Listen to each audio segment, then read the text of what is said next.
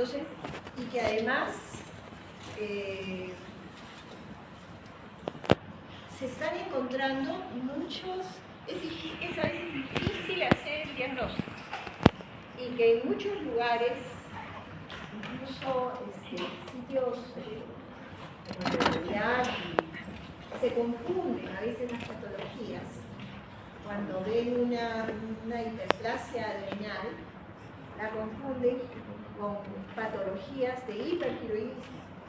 Entonces, incluso he visto casos que han querido operar, ¿no? La suprarrenal, y eran pacientes también que tenían otras patologías. Que lo vi, creo que les conté la vez pasada, en el papá de un doctor, un amigo, que el señor mayor era alcohólico.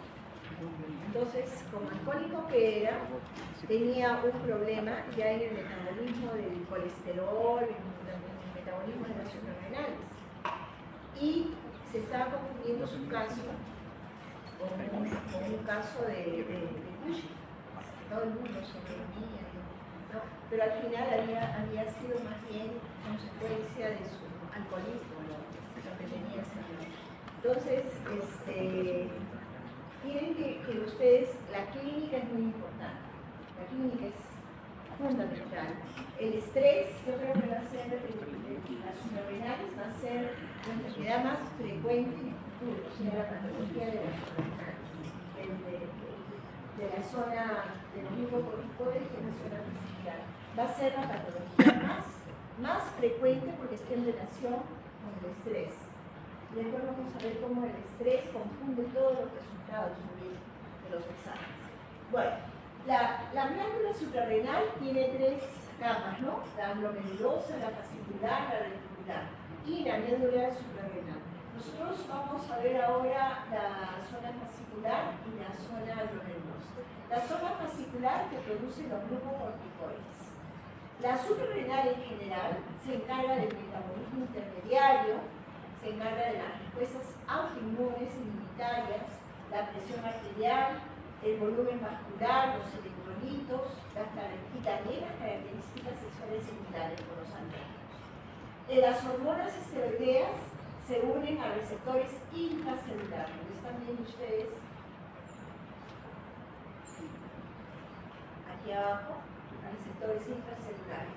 Y comparten, por ejemplo, con el calcitriol, con el ácido retinólico, ¿no? Los glucocorticoides. El control neuroendocrino es el eje hipotálamo hipófiso adrenal, que tiene como característica interesante el ritmo circadiano, ¿no? Es mayor la secreción en las primeras horas de la mañana, ¿no?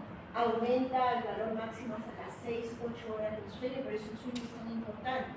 Pero tener un sueño reparador, está en relación directa, así como está, con los hormonas de crecimiento, también con la secreción de STH y de cortisol. Responde al estrés y está ligado al sistema inmunológico. Entonces vamos a ver la corteza suprarrenal, la zona fascicular, los glucocorticoides y el cortisol, su papel en exceso en el síndrome de Cushing y su disminución en la enfermedad de Addison.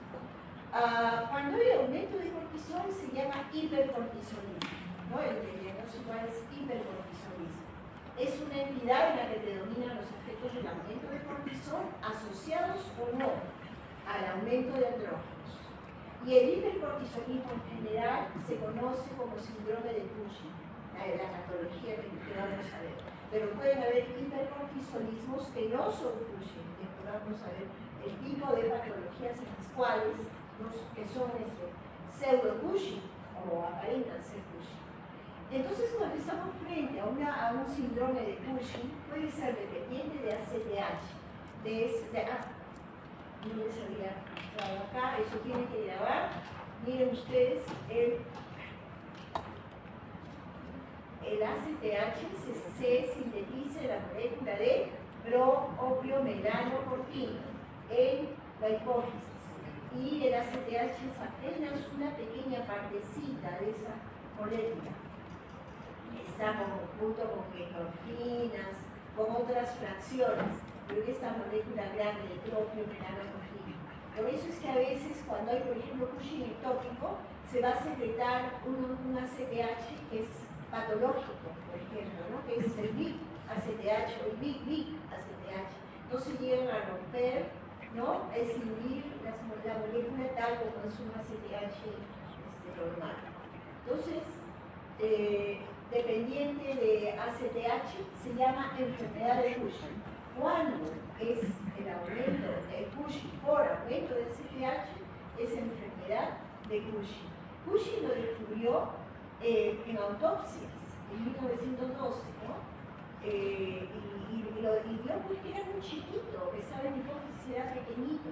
Con mayor frecuencia se ve en mujeres, cursa con una secreción tónica de ACTH. Esta ACTH va a estimular a las suprarrenales, a la zona fasciculada y la reticular de las suprarrenales. Entonces vamos a tener expresión de aumento de cortisol y también de andrógenos suprarrenales. Por eso el acné, y a veces vemos en algunos pacientes que es más sugestivo de que esto sea de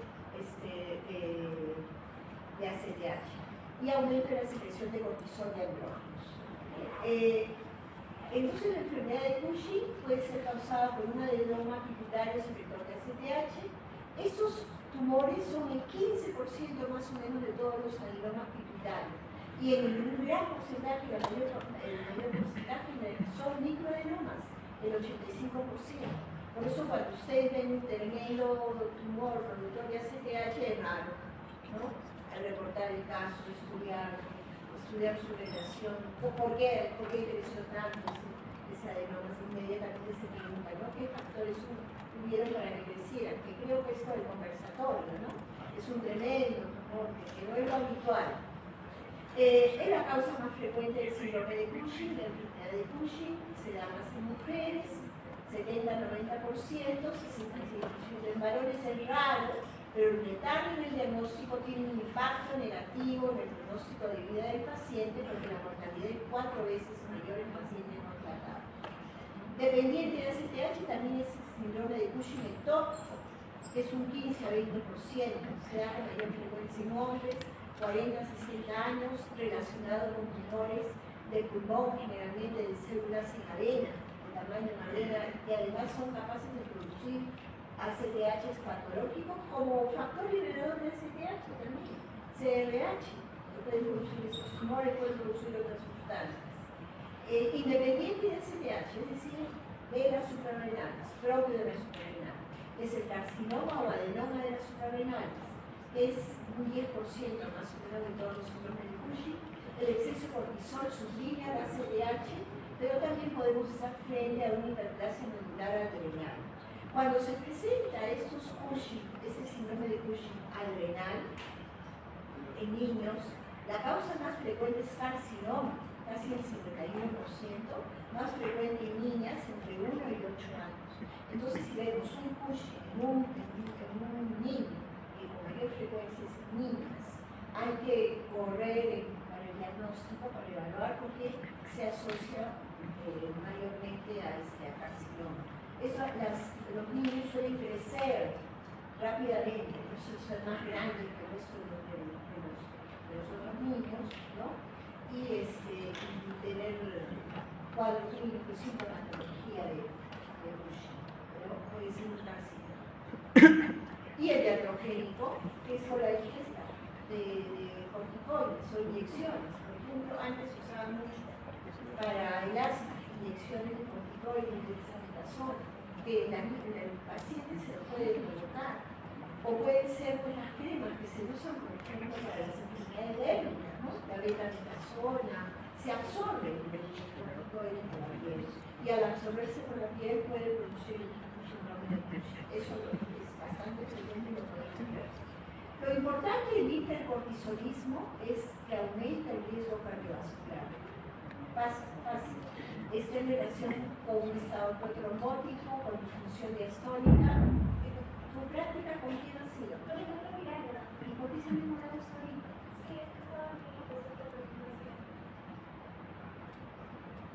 Son las 10:30. ¿Otra compañera? ¿Ah? ¿Estás cantando sola mañana? Sí. Ok. Mañana le jalo los pies. Ya. Y los síntomas. Los síntomas más frecuentes van a tener obesidad, pero es una obesidad, ¿cómo es la obesidad? Del Cushing, un 90%, hipertensión 85%, hirsutismo 75%, osteopenia 80%, trastornos psiquiátricos 85%. ¿Qué problemas psiquiátricos pueden tener? Sí, han presentado. Depresión, psicosis paranoide, delusivo, un cuadro delusivo. Entonces miren la gran alteraciones menstruales, impotencia, disminución de la libido, intolerancia a los carbohidratos, incluso del 35%, diabetes 20%, hiperlipidemia un 70%, ¿no? Litiasis renal, poliuria, pero eso es lo más frecuente. Es un Cushing en una dama y ustedes verán la fase de luna llena.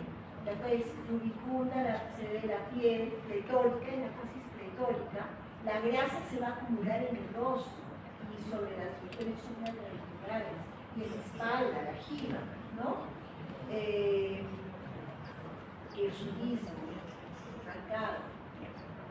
Las estrías rojo-vinosas, ¿por qué? Porque la piel, como es poco colágeno, disminuye el colágeno, se ven en la parte de los vasos que están por debajo, se ven por debajo los vasos,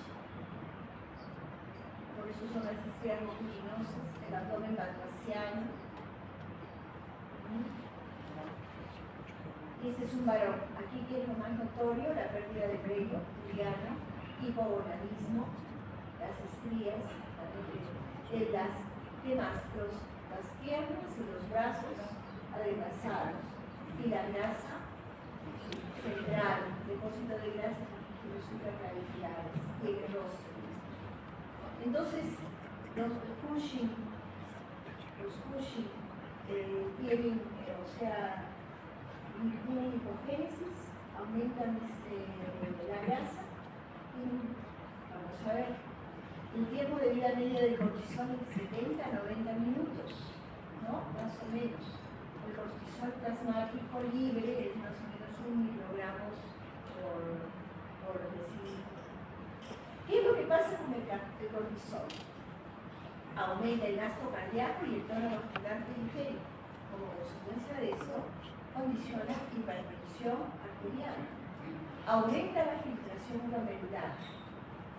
Entonces tiene tendencia a haber poliuria.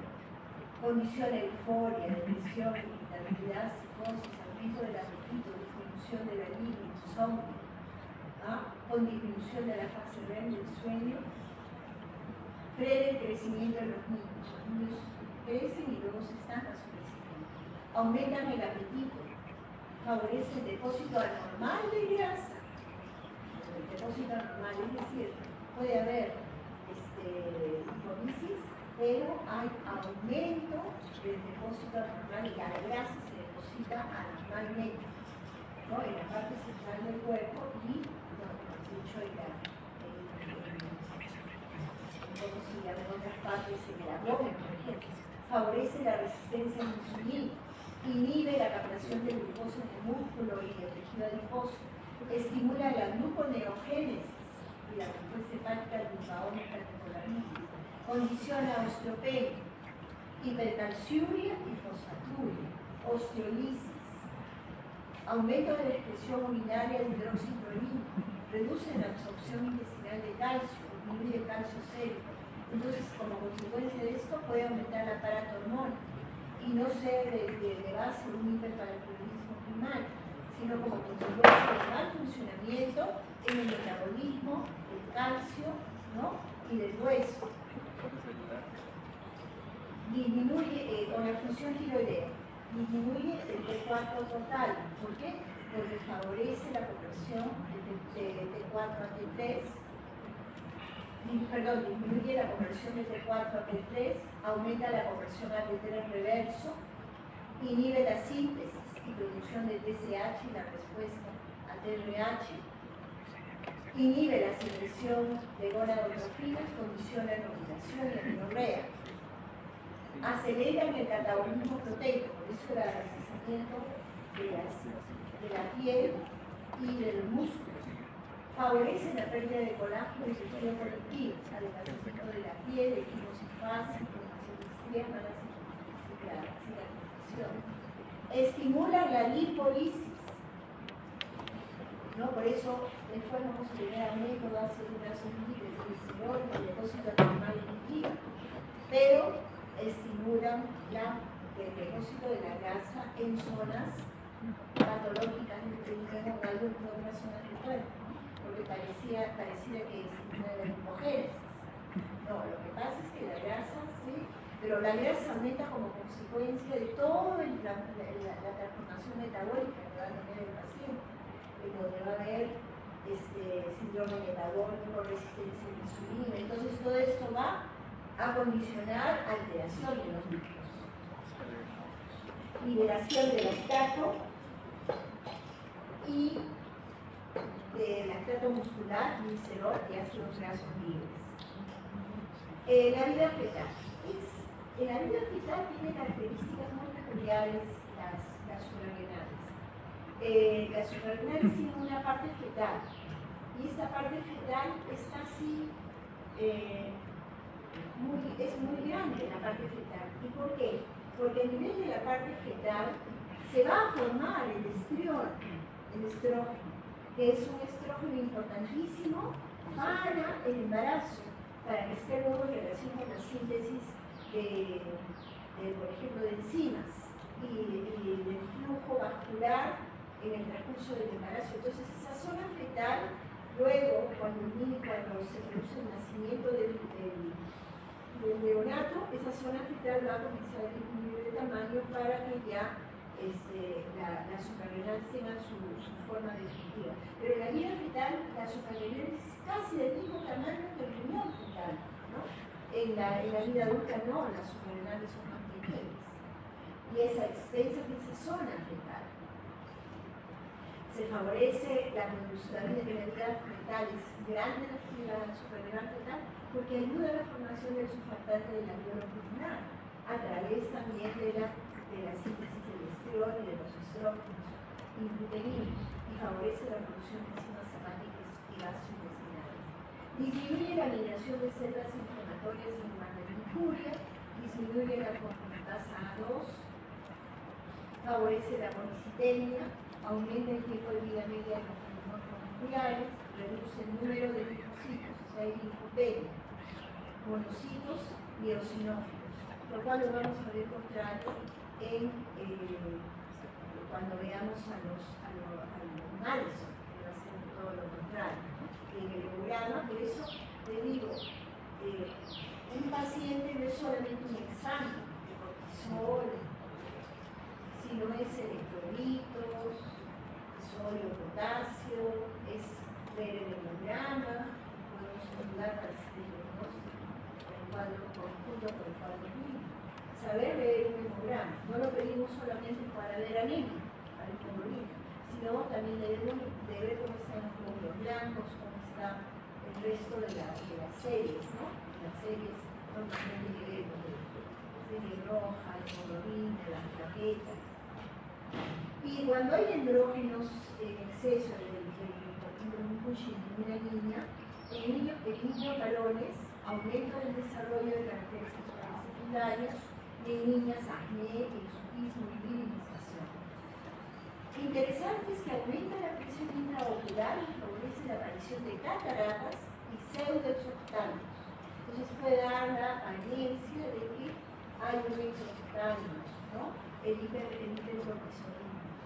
Es un pseudoexoftalmos. Entonces ahora ahí pueden ver ustedes, por ejemplo, en los borrachitos, ¿no? Que están alcoholizados. Parece que los ojos se fueran a salir, ¿no? ¿Listo? ¿No? O sea, hay cuadros clínicos en estado mental también. ¿Sí? Entonces, el alcoholismo, la cirrosis, o la persona que está, con el tiempo, uno nota que está en un estado de estrés. ¿Cómo se dan los síntomas? ¿Cómo toda la medicina se explica, ¿no? La fisiopatología. Bueno, para el diagnóstico, primero descartar el hipercortisolismo hipotiroidismo. Esos son los valores de cortisol sérico. En 8 de la mañana de 3 a 20, a las 4 de la tarde es el 50% de los valores de la mañana. Y en la noche de 3 p.m. a 2 a.m. los valores generalmente son menores a 3 microgramos por decilitro. Importantísimo eso. ¿Por qué? Porque una de las primeras patologías, o lo primero que podemos ver es alteración del ritmo circadiano. Si solamente podemos hacer cortisol, en un paciente no tenemos un examen, podemos pedir cortisol y a veces vemos inversión del ritmo circadiano. Y hay a veces algunos Cushings que en el libro de la doctora Dorothy Krieger, desde hace mucho tiempo, de neuroendocrinología, se veía Cushing estacionarios, que se presentaban en algunas épocas del año, y luego remitían, ¿no? Eso es interesante estudiar cuál es su relación entonces con la temperatura, con el calor, con la luz de esta hormona, ¿no? Cortisol en saliva. En medianoche es menor de 0.27, pero durante el estrés puede aumentar a 40-60. El cortisol libre en orina de 24 horas, que también pueden ustedes dosar. En adultos es de 10 a 55, o menos de 45 en mujeres y menos de 17 en hombres. El cortisol a las 11 de la noche en saliva, si hacemos en saliva, es positivo, mayor de 0.27 microgramos por decilitro. Pero hay que hacer varias muestras. Y cuando hacemos cortisol libre en orina, urinario, hacerlo por lo general en 3 días diferentes, positivo es 4 veces el valor normal. Si no podemos hacer el diagnóstico con cortisol nada más, pero nosotros vemos de que hay varios signos que nos están llamando al cuadro clínico, podemos utilizar las pruebas de supresión para descartar hipercortisolismo. La supresión nocturna con dexametasona, 1 miligramo a las 11 de la noche y medir el cortisol a las 8 de la mañana del día siguiente. Menor de 2 microgramos por decilitro, hay una supresión positiva. Bueno, a veces es 2, 1.5, según el laboratorio, pero es alrededor de esos valores, ¿no? No vamos a esperar que tengan valores amplios. Siempre las hormonas tienen una curva de Gauss y dependen también del laboratorio y del control interno y externo del examen que se está realizando, ¿no? Eso tiene que aprender ustedes. Lo importante es el cuadro clínico. El examen clínico ayuda a comprobar o descartar el diagnóstico y ahí vamos nosotros evaluando. Entonces, si es mayor de 5, es sugestivo de hipercortisolismo en el test de supresión. Mayor de 10 es sugestivo de Cushing. Y entre 5 y 10 pueden ser falsos positivos. Fíjense cómo les digo sugestivo de hipercortisolismo. Pero vamos a ver, hipercortisolismo no siempre es Cushing, ya se los he dicho. También está la prueba larga con dexametasona, 0.5 miligramos cada 6 horas por 48 horas. Medir el cortisol sérico al inicio y a las 48 horas.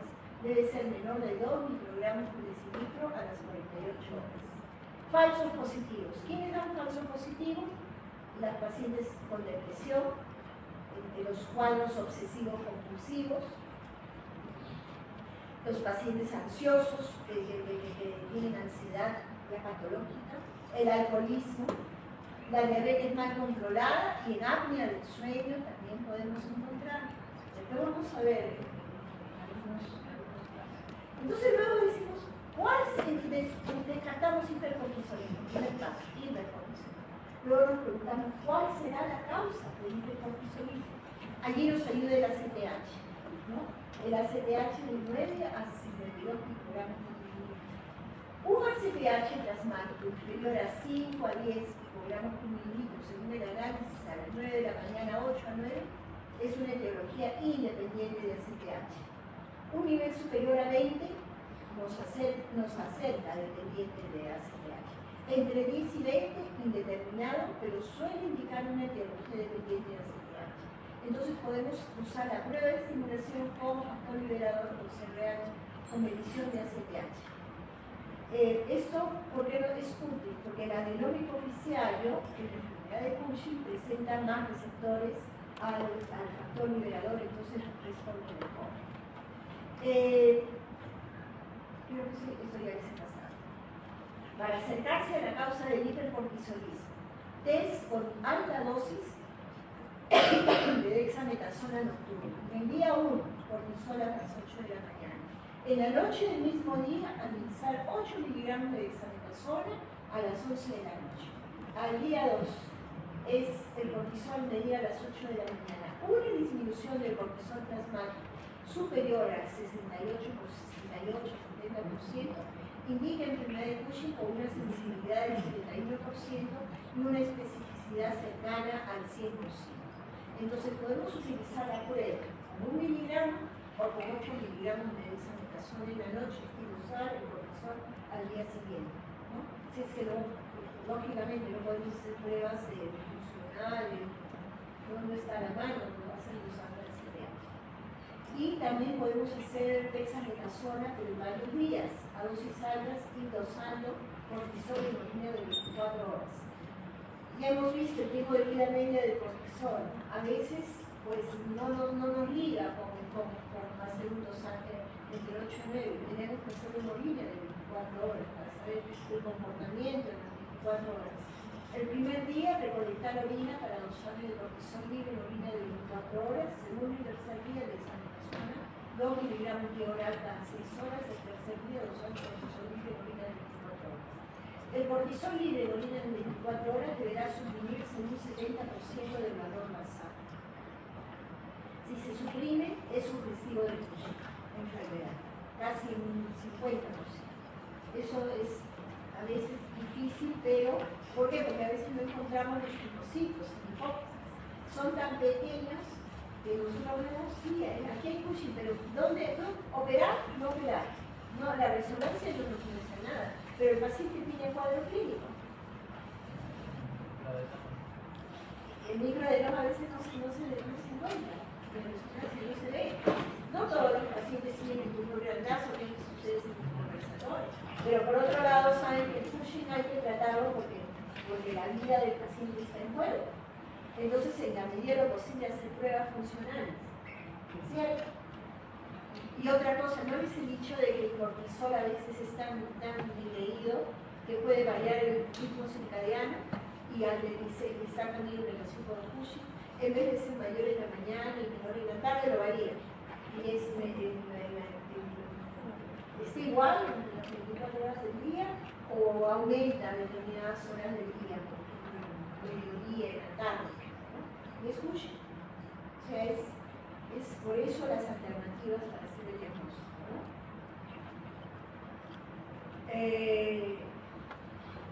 Entonces, un ACTH, aquí resumiendo, mayor de 10, lo más probable es que sea dependiente de ACTH, menor de 5, independiente de ACTH. Un test con dosis alta de dexametasona con supresión del cortisol intraurinario de 24 horas al 50%, supresivo de enfermedad de Cushing, porque el carcinoma y el adenoma no se suprime, difícilmente no se suprime. Pero sí les puede dar a ustedes una idea si es un Cushing hipoficiario que no se observa porque es pequeño como los estudios, ¿no?, habituales. O la prueba de supresión con dexametasona puede producir resultados falsos positivos en pacientes, incluso la de dexametasona, en pacientes con depresión, abuso de alcohol, niveles altos de estrógenos, enfermedad aguda, estrés. Fármacos como la fenitoína y la fenobarbital puede causar resultados falsos negativos en respuesta a la supresión con dexametasona. Se recomienda suspender estos fármacos al menos una semana antes de la prueba. ¿Ya? Que quede para el futuro, cuando sean internos, cuando estén rotando pero yo aprendí que había que suspender. ¿Por qué estás tomando? ¿Qué medicina estás tomando? Se le puede hacer prueba otros exámenes, por supuesto, la resonancia magnética hipoficial, también puede detectar adenoma hipoficial en el 50 al 70% de los casos. Un tumor mayor de 6 milímetros con pruebas bioquímicas positivas es suficiente para confirmar el diagnóstico.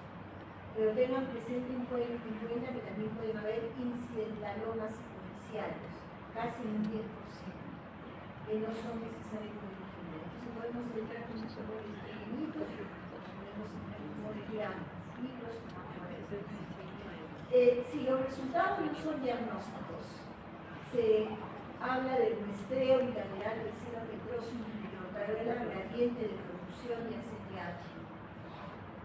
Una gradiente del seno petroso derecho y izquierdo mayor de 1.4 facilita la presencia de una patología y lateraliza la lesión. Pero son frecuentes los incidentalomas alternativas, esto de la vena yugular, pero eso no es muy conveniente, ¿no? El cateterismo de senos petrosos, la verdad es que es muy valioso. Acá en el 2 de mayo necesito un radiólogo intervencionista experto para hacer esta prueba. Pero es por eso he visto más bien que han operado hipófisis yendo un poco a la ciega. ¿Por qué? Porque no se ha encontrado en un sitio, pero había algo de un mito de los tumores más comunes de causa, ahí ese es el ectópico. De causa ectópica son el tumor neuroendocrino y el cáncer de pulmón de células pequeñas. Ahí utilizamos ¿qué cosa? Tomografía computarizada y resonancia magnética nuclear. La tomografía computarizada te dice dónde está una lesión. Y luego el PET, ¿no? Que es la tomografía por emisión de positrones, que ayuda a saber qué tan activa es metabólicamente esa lesión. En un 30-50% no se puede encontrar la fuente de secreción de ACTH y estos tumores pueden expresar subtipos de receptores de somatostatina. Por eso es que podemos usar con análogos, ¿no? De somatostatina, podemos tratar estos tumores también. Entonces usamos ¿qué cosa actualmente? La tomografía o emisión de positrones, pero con estas sustancias, el dotanatapi, ¿no? El dotanol, ya la fluorodesoxiglucosa, que es la que mayormente se utiliza para la mayoría de los PETs, no suele ofrecer ninguna ventaja sobre la tomografía computarizada o la resonancia magnética nuclear. ¿Por qué? Porque es una prueba cara, es bastante cara, son varios miles de dólares que cuesta esta prueba. Entonces, por eso tenemos que usar el sentido clínico. Nuevamente les aviso. No decir, no, que le hagan un PET al paciente. Y si le hacen un PET con glucosa, no es muy útil. Tiene que ser especial con determinadas sustancias. ¿Okay? Que es una prueba que se está utilizando ahora bastante en cognitivo mental. A veces la enfermedad de Cushing tiene un patrón molecular. Se asocia con múltiples alteraciones genéticas y se asocia con los corticotropinomas esporádicos. Puede haber una condición hereditaria, enfermedad de Cushing. En el 3.6% de adenomas pituitarios esporádicos y en un 7% de adenomas corticotropos. Esta hay relación con el MEB1, con los tumores MEB1. Debido a mutaciones en este gen, CDKN1. Entonces, Cushing puede ser relación con tumores neuroendocrinos y puede ser estilo familiar. ¿No? Familiar, hay que averiguar en la familia. Bueno, las pruebas de localización, resumen todo aquí. El ACTH, en la renal, ¿cómo está? Bajo. El pituitario está normal o elevado, pero puede estar normal o elevado. Y en el ectópico puede estar normal o muy elevado. Esa es una de las características del Cushing ectópico. Produce grandes cantidades de ACTH o de factor vulnerador de ACTH, pero son ACTHs patológicas, ¿ya? Y por eso es que en el Cushing ectópico, ¿qué es lo que vemos? A ver, ¿quién ha hecho Cushing? Por allá. ¿Qué pasa en el Cushing ectópico? ¿Cuál es el cuadro clínico? A ver, ¿cuál es el cuadro clínico del Cushing ectópico? Cuadro clínico del Cushing ectópico. ¿Ah? Para manifestaciones clínicas de Cushing ectópico que pueden ser más agresivas, pero no tienden a desarrollar esto que es la coloración de la... ¿No tiende a desarrollar? Aquí todo lo contrario, se oscurecen. Se oscurecen, esos pacientes se oscurecen, tienen grandes alteraciones hidroelectrolíticas. ¿Por qué? Porque acuérdense que hay alteraciones hidroelectrolíticas, hay oscurecimiento de la piel. ¿Por qué? Porque se sintetiza la molécula de la propia melanogorgina, donde está el ACTH y todas estas fracciones que yo les he enseñado, y parece ser que es el ACTH que pigmenta al ser humano en grandes cantidades, parece ser, porque en los animales inferiores es el MSH, ¿no? El MSH es en los animales inferiores, pero parece ser que es la molécula de la propia melanogorgina ACTH. Otras sustancias, la pigmentación, que son pacientes pigmentados y rápidamente se descompensan y alta mortalidad tienen esos pacientes. Entonces tenemos que diagnosticar pronto el nivel de liberación de ACTH. El adrenal no responde, el pituitario responde, en el ectópico raramente responde. ¿Por qué? Porque son, como les vuelvo a repetir, son moléculas patológicas, es un cáncer, que los cánceres son autónomos, no les responden poco, ¿no? En el pituitario de los adenomas, o sea, el ectópico es malo, es un carcinoma. El pituitario es un adenoma, pero que tiene bastantes receptores también por liberación, ¿no? El 3,8 miligramos en el adrenal no responde, en el pituitario suprime, en el ectópico raramente suprime. La tomografía computarizada y la resonancia adrenal, en el adrenal muestra masas, en el pituitario puede ser normal o hiperplasia y en el ectópico normal o hiperplasia. O sea, la tomografía de la resonancia, eso hay que borrar. No hay que borrar. Masas, en el pituitario puede haber hiperplasia normal y en el ectópico normal o hiperplasia. No, está mal, no puede quitar el valor. La tomografía computarizada y la resonancia magnética adrenal, en el adrenal, ¿qué va a mostrar? Que hay masas.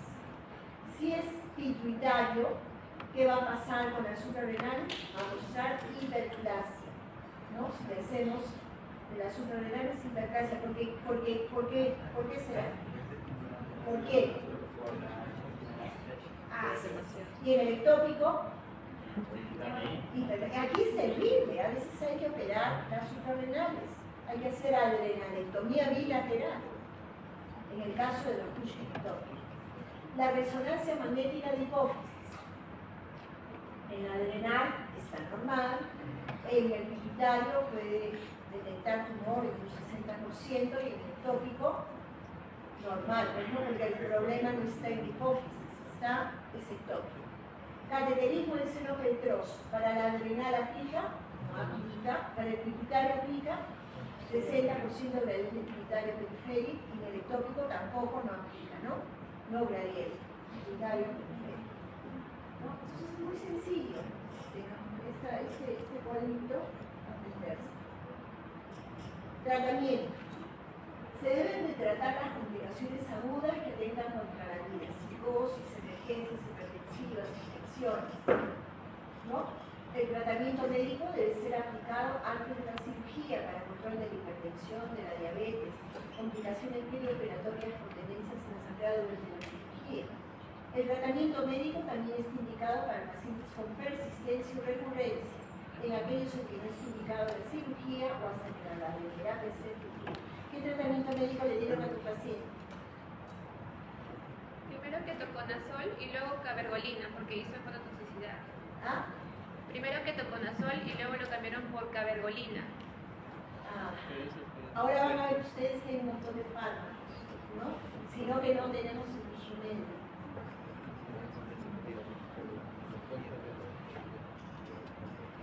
En el caso de la enfermedad de Cushing, en la microcirugía puede ser transfemoral, radioterapia, inhibición farmacológica de la CTH. En el ectópico, cirugía, reemplazo de la hipocalemia, porque son pacientes que suelen tener hipocalemia. El tratamiento médico, análogo de la somatostatina, el pasiloide, que en realidad sería lo más adecuado, inhibidores de esteroidogénesis adrenal, metilapona, ketoconazol, ketomidate, antagonistas de los receptores angioglucocorticoides, del mifepristone, y agentes adrenolíticos en pero en nuestro medio tenemos pasiloide en algunos lugares, ¿no? Ketoconazol y, como ustedes ven aquí, la gabapentina. Pero la gabapentina tiene su éxito está en relación con estos receptores B2R.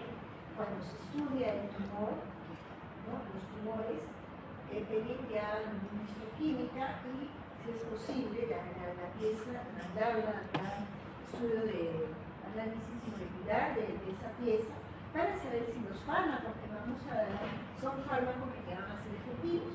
Este estudio de Pibonello, 3 meses de tratamiento a dosis de 1 a 3 miligramos por semana, suprimió el cortisol en 60% de los pacientes con tasas de remisión del 40%.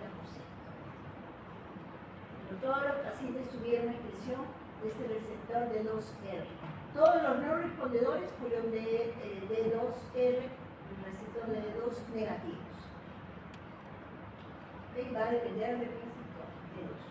El pasiloide es un análogo multiplicando con alta afinidad por todos los receptores de somatostatina. Nombre Signifor posee 40 veces mayor afinidad que el octreotide. Entonces es relativamente nuevo. ¿Qué cosa es lo que estoy diciendo? Entonces, ¿cuál sería el tratamiento médico? ¿Cuál sería el tratamiento médico más adecuado? Utilizar de repente pasiloide, ¿no? Si no hay pasiloide, octreotide, pero es medicamentos que en algunas partes hay o que son caros, ¿no? El ketoconazol es hepatotóxico, pronóstico post-cirugía. El principal predictor positivo es identificación del adenoma por imagen durante la cirugía o por un histoquímico. Puedo repetir, a veces no se identifica, se saca. Predictores negativos incluyen invasibilidad tumoral, ausencia de tumor visible, cortisol elevado suprimido transitoriamente en el postoperatorio inmediato. Post-cirugía, 50-60% de los pacientes curan. 20 a 25% recurren a largo plazo, el paciente que vieron ustedes ayer. Y el 10 al 15% se asocia a hipopituitarismo. Cushing adrenal es quirúrgico, cuando es resecable. Tratamiento médico en casos seleccionados, cuando hay un puente preoperatorio, puede utilizarse enfermedad resistente. Un tumor unilateral, adrenalopatía unilateral, y idealmente por vía laparoscópica, cuando la masa parece benigna y resecable, pero en lesiones bilaterales, en el cáncer de las suprarrenales, ¿no? El manejo se individualiza y generalmente la resección es con apertura bilateral y ya no se iría a la laparoscopía, sino que habría que hacer una visualización de las dos suprarrenales cuando se entra a cirugía. Tener en cuenta la hiperplasia bilateral o cuadros leves como los incidentalomas, que a veces se pueden presentar, ¿no? Que a veces estos tumores pueden estar dando cuadros leves de Cushing, ¿no? Hipercortisolismo o cuadros leves de hipercortisolismo, que no necesariamente necesitan operación, cirugía, y a veces tratamiento de los tan agresivos como por ejemplo como el glutáneo o los otros fármacos, ¿no? Entonces individualizar seguridad, comorbilidades atribuibles a cortisol, la legalidad, riesgo quirúrgico y probabilidad de beneficios clínicos. Los adrenostáticos, la metopirona inhibe la oxidroxilasa, la aminoglutamina, la desmolasa, mitotane, el ketoconazol inhibe la síntesis de colesterol, ¿no? Las diferentes síntesis las diferentes enzimas en la síntesis del cortisol. Inhibidores de esteroidogénesis son el ketoconazol, metopirona, el osinostat, el minotan. Y en situaciones clínicas hospitalarias hay etomidato endovenoso. En algunas UCIs hay etomidato. Cuando la cirugía no es posible, cuando hay un problema en la cirugía, cuando la cirugía tiene que diferirse, cuando el hipercortisolismo es severo, cuando la enfermedad persiste tras cirugía o existe carcinoma adrenal avanzado. ¿No? Puede utilizarse este fármaco. El ketoconazol requiere vigilancia hepática, alteraciones medicamentosos. La metopirona tiene acción relativamente rápida, pero puede causar hipocalemia, hipertensión, aumento de dolor. El osinostat inhibe la oxidilasa, es potente, pero necesita multiplicadores estrechos, por riesgo de insuficiencia renal y hipocalemia. El minotan, que se usa en el carcinoma adrenocortical, tiene un inicio lento, toxicidad, mucha toxicidad. Y el etomidato endovenoso, que se usa cuando hay hipercortisolismo grave. Siempre cuidados perioperatorios. ¿Cuál es el principal cuidado perioperatorio? ¿Cuál es el principal cuidado? Ahí está, pues, el caballo blanco, léelo. Pues, pueden aparecer insuficiencia adrenal transitoria o prolongada. Entonces, la insuficiencia adrenal. Estamos quitando lo que está causando el hipercortisolismo. El paciente puede hacer una crisis, ¿no? Una crisis adrenal, insuficiencia adrenal. Pronóstico, el no tratado, fatal, no más de 5 años de sobrevida. En la enfermedad de Cushing depende del tamaño del tumor. En los tumores, en el adenoma es excelente el pronóstico, en el carcinoma es pobre, no mayor de 4 años, de vida y sobrevida, y el ectópico es pobre y es menor que los carcinomas ectópicos. Pseudo-Cushing, es lo que les decía. Ahora ha aparecido este tema de pseudo-Cushing. Es un estado de exceso de cortisol, por lo general es LDH dependiente, producido por activación funcional del eje hipotálamo y suprarrenal, sin una fuente tumoral primaria y potencial ectópica o suprarrenal. Miren, el pseudo-Cushing, que se puede dar en situaciones de estrés, ¿no? Y ahora el pseudo-Cushing se le llama hipercortisolismo no neoplásico.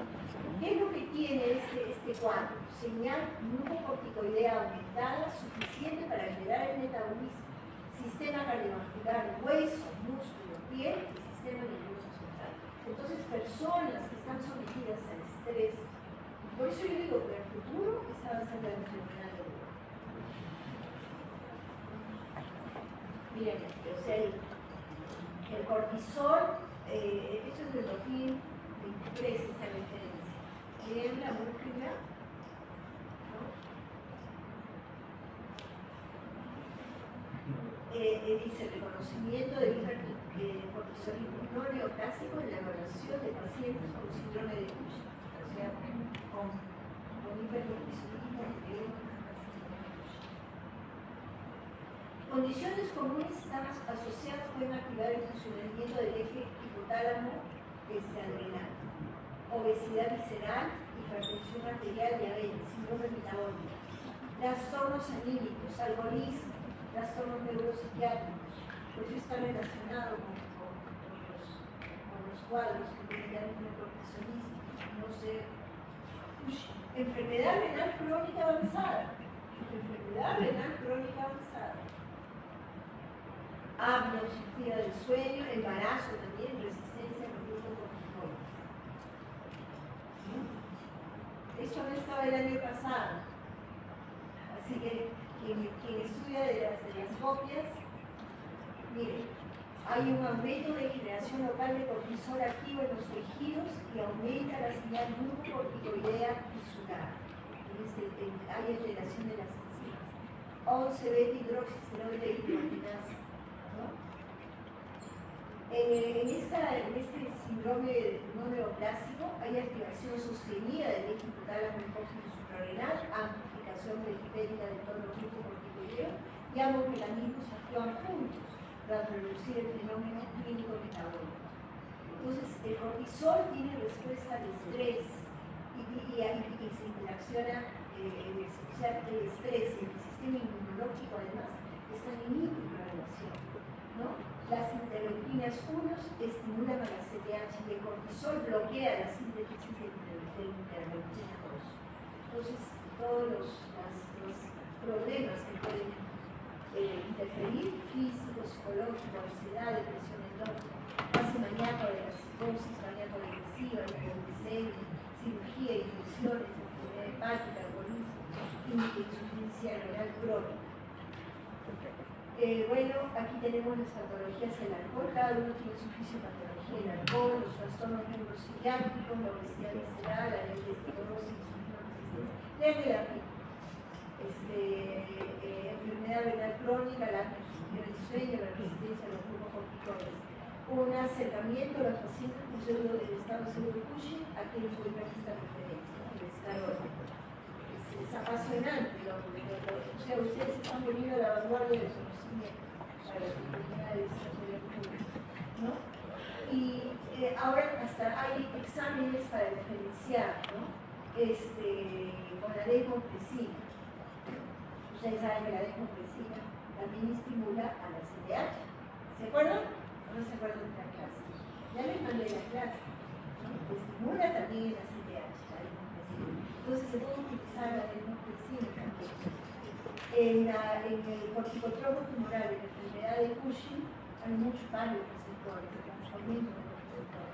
La desmofresina, ¿no? Puede dar una respuesta plana o un aumento exagerado de CDH cortisol. Esta patología es un hipercortisolismo real, no tumoral, mediado por activación funcional del eje cortisol suprarrenal. No es pseudo. Hay exceso de glucocorticoides con impacto clínico verdadero. Puede replicar clínica y bioquímicamente a un Cushing neoplásico, especialmente en formas leves o moderadas. La diferenciación es compleja, no existe un buen estándar único. El tratamiento no es quirúrgico. El tratamiento es tratar la causa subyacente, alcohol, depresión, apnea del sueño, obesidad. No es un falso Cushing, sino un estado funcional de hipercortisolismo real, principalmente reversible, cuyo diagnóstico depende más del contexto clínico y la evolución que de la prueba aislada. Entonces es un hipercortisolismo reversible que va a estar en relación al tratamiento de la enfermedad asociada. Bueno, nos podemos ir al otro lado, a la insuficiencia suprarrenal. La insuficiencia suprarrenal crónica se conoce como ANSI. Puede ser primaria a nivel de la corteza suprarrenal, secundaria puede ser a nivel de la hipófisis y el hipotálamo, y de la hipófisis terciaria a nivel del hipotálamo, con deficiencia del factor liberador. O puede ser secundaria y atrogénica a terapia esteroidea crónica al retiro de la terapia esteroidea crónica, ¿no? Se produce la insuficiencia suprarrenal. Aquí ven ustedes qué es la característica de la pigmentación. ¿Por qué se pigmenta el paciente? Se pigmenta a nivel de la pigmentación, ¿no? Es el mismo paciente. ¿Por qué se pigmenta? Se pigmenta porque al no haber cortisol en insuficiencia suprarrenal primaria o de enfermedad de Addison, aumenta ¿qué? El ACTH. Y la CDH se sintetiza dentro de ¿qué? La molécula de la propiomenacocortina, donde hay otra BSH, otras cosas, ¿no? que pueden infectar al ser humano. Entonces, característico, hiponatremia, hipercalemia. Hiponatremia, hipercalemia, ¿no? Con anemia normocítica, eosinofilia. ¿Se acuerdan que en el Cushing había eosino? Linfocitosis. En el Cushing que había linfopenia, hipoglicemia, hipercalcemia. Hipoglicemia, hipercalcemia. Es un paciente pigmentado, miren las uñas, miren la lengua, los bordes de la lengua, los nudillos de las manos, también se pigmentan.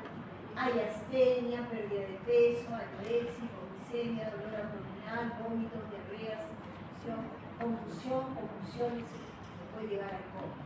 Aquí vemos también la pigmentación, ¿no? En las encías, en el rostro, en la lengua, en las manos. Estos son los pacientes. Las manos pigmentadas. Y pueden haber problemas. La principal causa de la insuficiencia adrenal, suprarrenal, crónica, puede ser autoinmune, inmune, pero en nuestro medio, ¿qué cosa es? La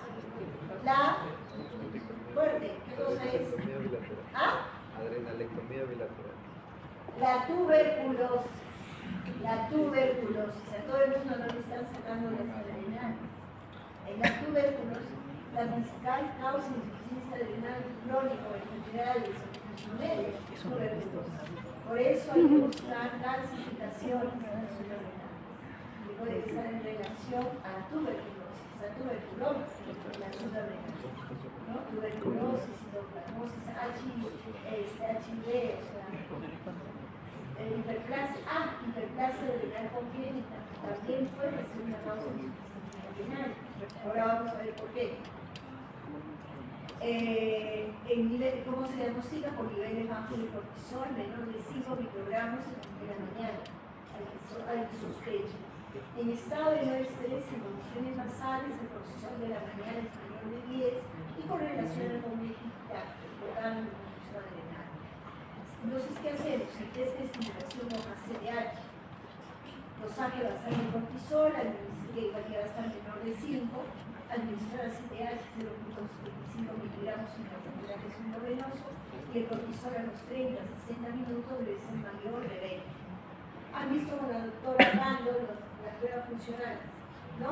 Han visto el DNCTH. La doctora les dijo también para qué era el DNCTH, ¿no? ¿Sí o no? ¿Han visto? ¿Han venido al cursillo de la doctora? ¿Ah? Ya se dan cuenta por qué lo útil que son estas pruebas, ¿no? Podemos tener, cuando hay una insuficiencia suprarrenal crónica, podemos tener una crisis aguda de insuficiencia suprarrenal. ¿Ya? Es un colapso cardiovascular agudo, subagudo, con cefalea, dolor abdominal, vómito, diarrea, hiperpiresia, astenia, renal. Disminución de volumen puede ser un saldo de disminución de volumen circulante, déficit de sodio, hiposmolaridad plasmática, hipercalemia, hiponatremia, uremia, hipoglicemia, acidosis. Es una falla aguda, real o relativa de las glándulas suprarrenales en la secreción del glucocorticoides, en general o corticoides, frente a una condición de estrés. Causas. Puede estar asociada a una hemorragia lateral con sepsis o sin sepsis, o con un shock, ¿no? Un estado de shock que produce infarto de las adrenales, ¿no? Un infarto de unas adrenales además que tienen un problema crónico, con enfermedad preexistente, el enfermo adisoniano no tratado por interrupción del tratamiento o por estrés intenso, con enfermedad preexistente. Por ejemplo, un adisoniano que se va, ya lo hemos visto también, o un paciente con, habíamos visto de la CDH, ¿no? Que debe de ir con su plaquita. Pero un paciente, por ejemplo, adisoniano, que sube altura, o que tiene un cuadro de estrés agudo y no está bien controlado, puede hacer este cuadro de insuficiencia suprarrenal aguda. Y si no ha tenido suprarrenal anterior, lesión, es por destrucción brusca de las suprarrenales, por hemorragia, trauma, tratamiento anticoagulante, coagulación intravascular diseminada o infección. Eso se llama síndrome de Waterhausen-Friedrich, cuando aparece en el curso de una sepsis grave, acompañada de lesiones purpúricas. Entonces podemos ir en insuficiencia suprarrenal primaria, crónica, enfermedad de Addison. Puede ser que el paciente, ¿cuál es la principal causa de la insuficiencia suprarrenal crónica? ¿Cuál es? Puede ser la tuberculosis. Puede ser autoinmune también. ¿Qué pasa si ese paciente no recibe su tratamiento y se va a Cerro de Pájaro? Se va a la altura. Puede hacer una insuficiencia suprarrenal aguda, ¿no? O incluso la muerte de ese paciente, ¿no? Pero ¿qué puede ser si en caso ese paciente tiene una infección, una sepsis, o cualquier u otro paciente que no ha tenido insuficiencia adrenal previa? Puede dar el síndrome de Waterhausen-Friedrich. en el curso de una sepsis grave, ¿no? Entonces, vigilar los suprarrenales también en caso de sepsis. En caso de sepsis, averiguar. Por eso es que damos también corticoides cuando hay sepsis, junto con el antibiótico. Por eso es que, ¿qué es lo que ha pasado en el COVID? ¿Qué sucedía? ¿Qué pasó en el COVID? Ay, caramba. ¿Ah? Por hacer una broma. ¿Qué ha pasado en el COVID? ¿Qué pasó en el COVID? ¿Cómo trataban el COVID? ¿Corticoides? ¿Cómo trataban el COVID? Corticoides. ¿Cuál es el tratamiento del COVID? Corticoides. ¿Ah? Corticoides. Usaban corticoides, ¿no? Usaban, pero es un virus, una infección, o no se sabe qué vaina era, ¿no? Pero usaban corticoides. ¿Por qué? Porque tenía que verse, se moría la gente por insuficiencia córtico-adrenal, fundamentalmente, y por todo el problema de liberación de prostaglandinas, de inflamación. Entonces el corticoide ayudaba para todos esos problemas y para evitar, para frenar también la inflamación del paciente, ¿no?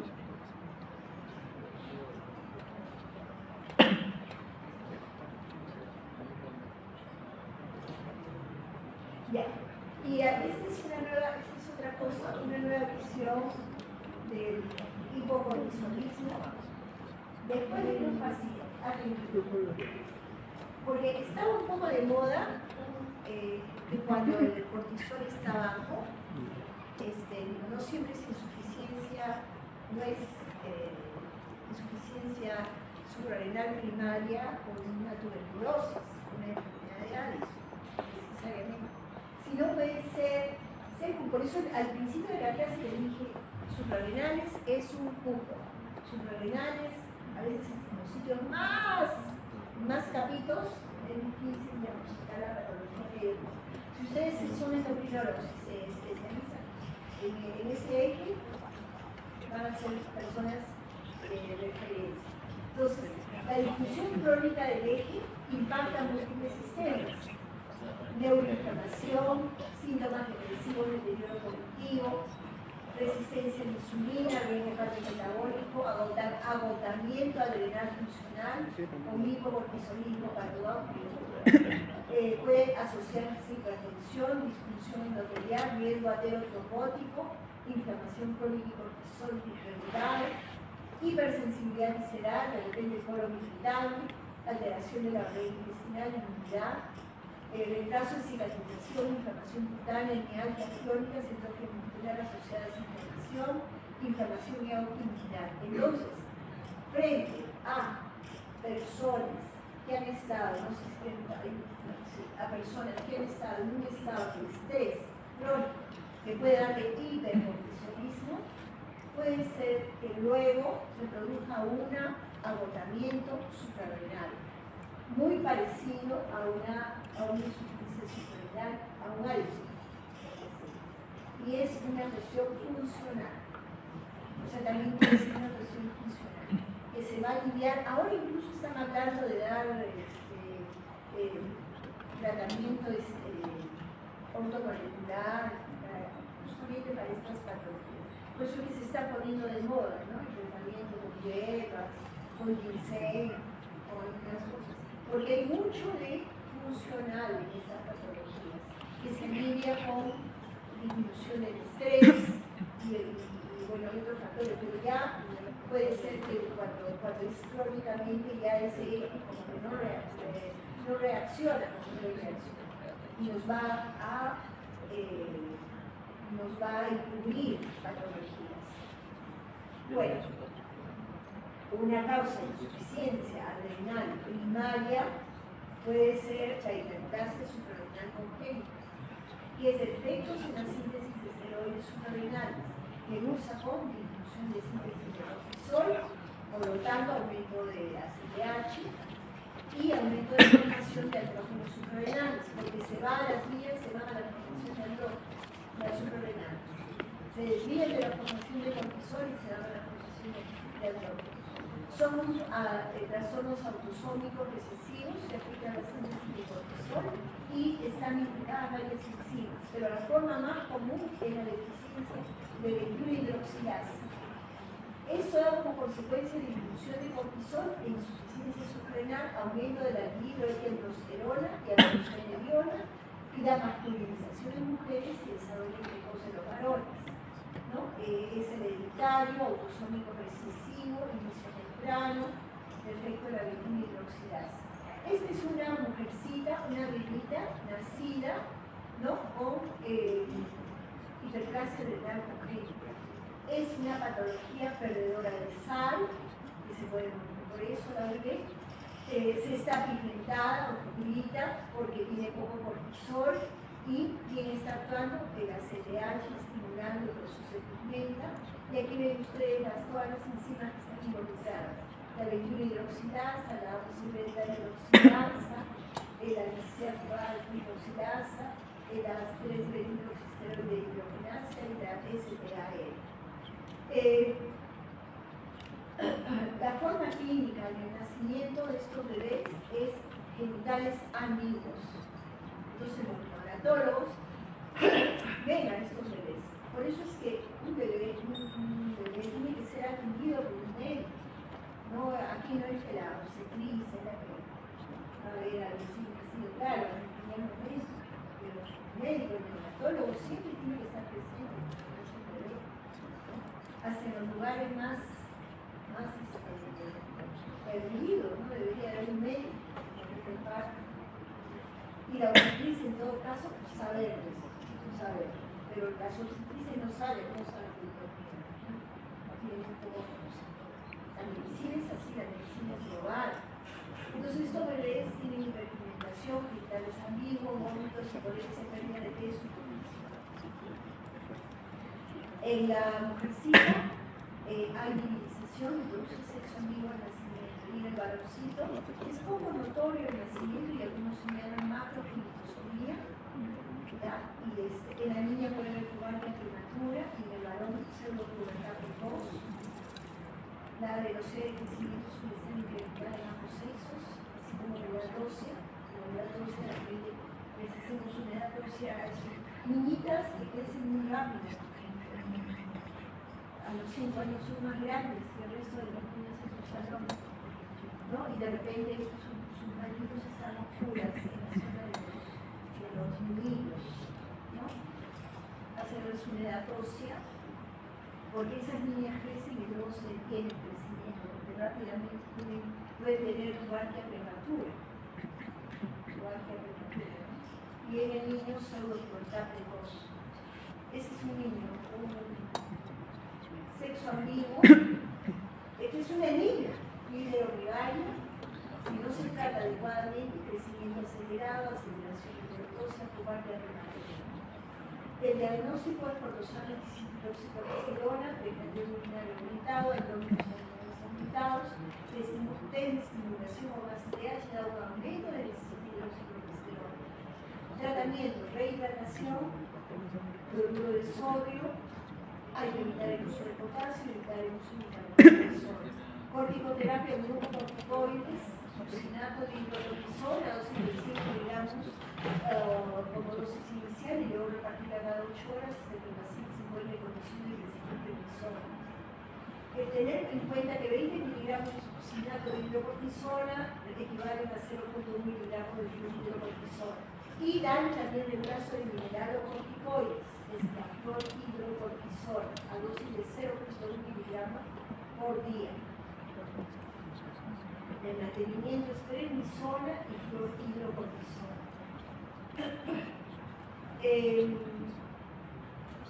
Bueno, hay que tener cuidado, ¿no? Cuando también podemos estar utilizando corticoides. Voy a volver a mi madre de resistencia. Corticoides por algún problema, por muchas cosas que se retira. Ahí algunos son doble K.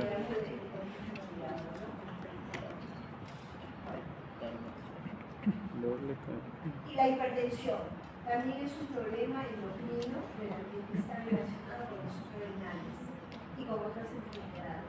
Endocrina, con la acromegalia, con el con el hiperaldosteronismo primario, con hiperplasia adrenal congénita también, cuando hay defecto 17-alfa, beta-hidroxilasa, con el feocromocitoma, con hormonas exógenas, sugestión, glucocorticoides, mineralocorticoides, hepatomiméticos, y en el síndrome carcinógeno. Podemos encontrar hipertensión arterial, pero hay causas endocrinas de hipertensión arterial. ¿Y por qué vemos que hay causas endocrinas de hipertensión arterial? Porque podemos hablar frente a un hiperaldosteronismo, ¿no? El hiperaldosteronismo es frecuente en el sexo femenino, aparece entre 30 y 50 años, su prevalencia se encuentra en el 1% de los hipertensos estudiados al azar, pero prácticamente el diagnóstico es el hiperaldosteronismo primario cursa con hipertensión arterial, sin edemas y alcalosis metabólica hipopotasemia. Alcalosis metabólica hipopotasemia.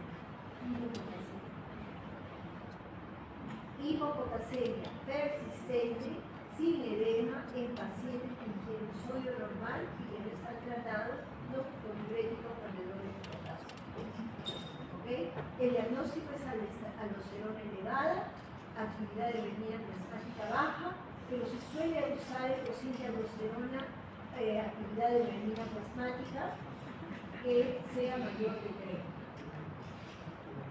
Clínica es hiperpotasuria, mayor de 30 equivalente por litro, alcalosis metabólica, ocasionalmente hipernatremia, hipomagnesemia, alteraciones estructurales en la circulación cerebral, vasos retinianos, renales, hay proteinuria en el 50%, intolerancia a los carbohidratos en el 50%.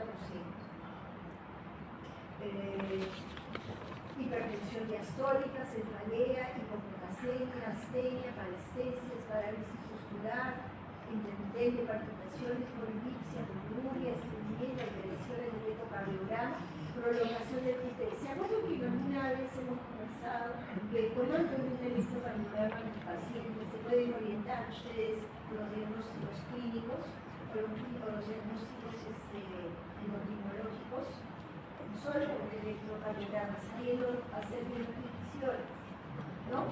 El QT, la OTA-T, la OTA-U, el descenso del CT, puede haber, y le podemos dar hospital al paciente para mejorar o algún fármaco para mejorar la función cardíaca, algún riesgo de intoxicación.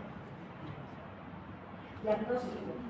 Tomografía axial computarizada, resonancia magnética, el tratamiento, espironolactona, 100 miligramos por día, o cirugía si estamos viendo que hay un carcinoma, ¿no? Porque tiene este cuadro clínico muy intenso, o el cociente aldosterona, actividad de veneno plasmática podemos operar. Podemos estar frente a un aumento de aldosterona. El aumento de aldosterona se puede dar por dos motivos: un tumor, productor de aldosterona, aumenta el sodio, aumenta el volumen plasmático, disminuye la anemia. Entonces podemos tener y eso puede ser un adenoma de suprarrenales, productor de aldosterona. Pero puede ser que estemos frente a una disminución de volumen. Esto lleva a un aumento de renina, aumento de aldosterona, aumento de sodio para poder compensar la disminución de volumen. Entonces, por eso tenemos que tener en cuenta uno de los aspectos más importantes de la actividad de renina plasmática. Eso sí, a través del laboratorio podemos tener los ángeles de actividad de renina plasmática. Acuérdense, la actividad de renina plasmática está en relación con el hiperaldosteronismo primario, ¿no? Actividad de renina plasmática, aldosterona elevada, cociente aldosterona seria, actividad de renina plasmática. Ese cociente está incrementado. Y por último, último, los feocromocitomas que son tumores de la médula suprarrenal, producen catecolaminas, ¿ya? Son derivados de la médula adrenal, de las células afines, se encuentran a veces en los pacientes hipertensos, generalmente son unilaterales, menos frecuentemente bilaterales, a veces son extraadrenales. ¿Dónde pueden estar? En la vejiga, y entonces relacionadas con la adicción, los pacientes de recarga de catecolaminas, pueden haber entonces en la vejiga. La mayoría pesan menos de 100 gramos y tienen menos de 10 centímetros de diámetro. Producen catecolaminas, adrenomelanina, opioides, proteína, biotiroxinatas, hormona, floranina. El 50% tiene intolerancia a los carbohidratos, eritrocitosis, puede producir eritropoyetina, hipercalcemia, hipercalcemia por urea, bituria, hematímia. Los feocromocitomas entonces hay que usar ácido vanilín-mandélico, betanefinas, catecolaminas secundarias y hacer un escándalo con estas sustancias. MI, beta, G, como les parece un trabajo. Beta, yodo, bencil, guanilo. Lo más importante del feocromocitoma a tener en cuenta es el manejo operatorio del feocromocitoma. Se tiene que ser hecho por un cirujano experto. Tiene que estar en sala de operaciones, cirujano, un anestesiólogo experto, un endocrinólogo, ¿no?